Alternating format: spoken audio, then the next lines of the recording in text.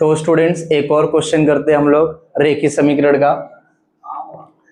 तो यहाँ पे सबसे पहले हमें क्या ध्यान देना होता है, चरांकों का गुणांक देखना यहाँ पे।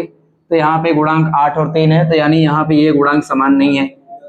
उसी प्रकार अगर यहाँ पे गुणांक देखूंगा तो यहाँ पे ये 2 है और यहाँ पे ये 6 है, तो यहाँ पे y का गुणांक भी समान नहीं है। तो ना ही x का गुणांक समान है ना ही y का गुणांक समान है। तो फिर हमें क्या करना होता है, फिर हमें गुणा करके समान करना पड़ता है। तो अब यहाँ पे सबसे पहले मुझे डिसाइड करना है कि मुझे x का गुणांक समान करना है कि मुझे y का गुणांक समान करना है। तो मैं यहाँ पे जो है y का गुणांक समान करना चाहता हूँ, आप x का भी गुणांक समान कर सकते हो। अब देखो यहाँ पे 2 है और यहाँ पे 6 है, मुझे दोनों को समान करना है। तो कौन सी संख्या से गुणा करूं ताकि दोनों नंबर सेम हो जाए। तो देखो ये 2 है, 2 के पहाड़े में 6 आता है, यानी मैं 2 को 6 बना सकता हूं। और 2 को 6 बनाने के लिए मुझे 3 से गुणा करना होगा। अब देखोगे तो 3 दूनी कितना हो जाएगा 6, तो ये भी 6 ये भी 6, तब सेम हो जाएगा। तो ऐसे हमें गुणा करके समान करना होता है। तब यहाँ पे मुझे समीकरण 1 में 3 से गुणा करना पड़ेगा। तो मुझे यहाँ पे लिखना पड़ेगा, इस चीज को लिखना पड़ेगा कि समीकरण 1 में 3 से गुणा करने पर, हम गुणा कर रहे हैं तो हमें यहाँ पे ऐसा लिखना है। लिखेंगे तो हो जाएगा 3 8 कितना हो जाएगा 24 हो जाएगा। फिर 3 दूनी कितना हो जाएगा 6y हो जाएगा और 20 तिहाई कितना हो जाएगा ये 60 हो जाएगा। ये हमारा समीकरण नंबर क्या आ जाएगा, यहाँ पे 3 आ जाएगा। जैसा कि मैंने बताया था कि हम जिस समीकरण में गुणा करते हैं तो जोड़ते घटाते समय उनको हमें नहीं लेना है, तो इसको हम नहीं लेंगे। हम किसको लेंगे, इस समीकरण को लेंगे और इस समीकरण को लेंगे। क्लियर है यहाँ पे। तो अब हमें ये डिसाइड करना है कि इनको जोड़ना है कि घटाना है। तो आप देख सकते हो कि x का गुणांक तो इन दोनों में समान नहीं है, लेकिन y का गुणांक यहाँ पे क्या हो चुका है, समान हो चुका है, दोनों 6 है।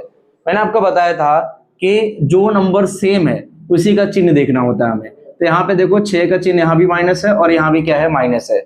और समान चिन्ह है, असमान चिन्ह रहेगा तो मैंने आपको बोला था कि घटाना होता है, तो यानी इनको हम क्या करेंगे, घटाएंगे। अब किसमें से कौन सा घटाए, 2 में से 3 घटाए कि 3 में से 2 घटाए। तो हमेशा कोशिश किया करो कि बड़ी संख्या में से छोटी संख्या घटाओगे तो प्लस माइनस करने में मिस्टेक कम होगा।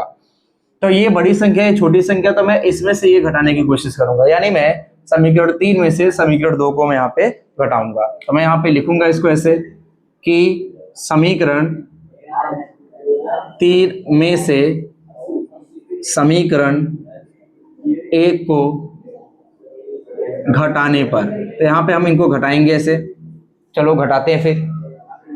तो घटाते समय मुझे 3 में से 1 को घटाना है, तो पहले मैं 3 को लिख लूंगा, सॉरी 1 को नहीं, यहाँ पे 2 को घटाना है। 3 में से 2 को घटाना है, तो पहले मैं 3 वाला समीकरण जो है उसको लिख लूंगा, ये वाला 3। तो 24x 6y is equal to 60।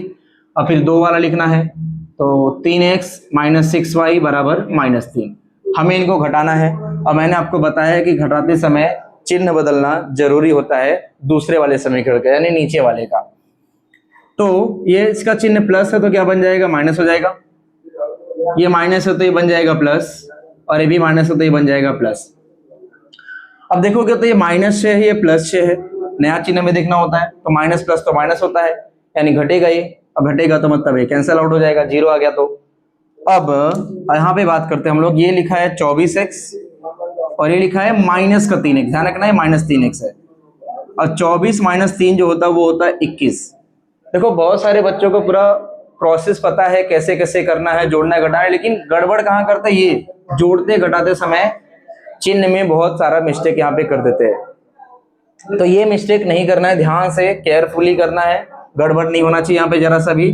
तो ये 24x है और ये -3x है और ये होगा 21x, ये हो जाएगा 21x।